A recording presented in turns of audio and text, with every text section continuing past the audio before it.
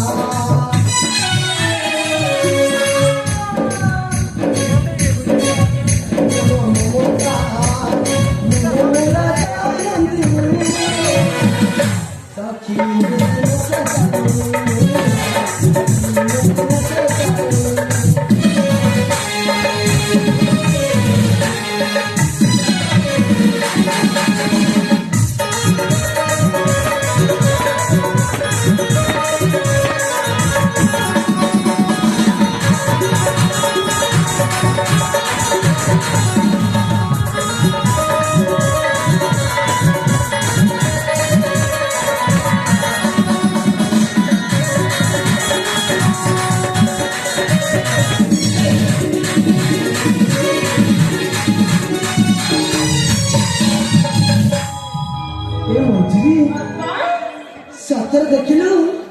ओ झरी झरणा बजार बिना कुंडी फुला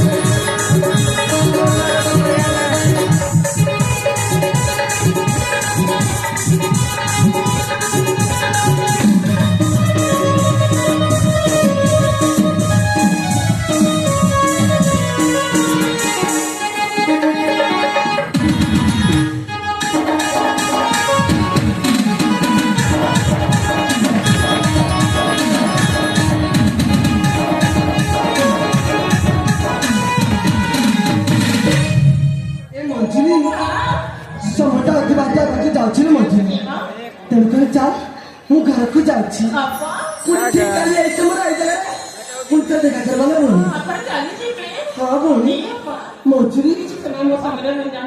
ए मंजुरी ମୁଁ ଜଣେ ବିବାହିତା ଝିଅ ଆଉ ତେଣୁ ମା ଘରେ କିଛି ଜାଣିନି ମୁଁ ଆସୁଛି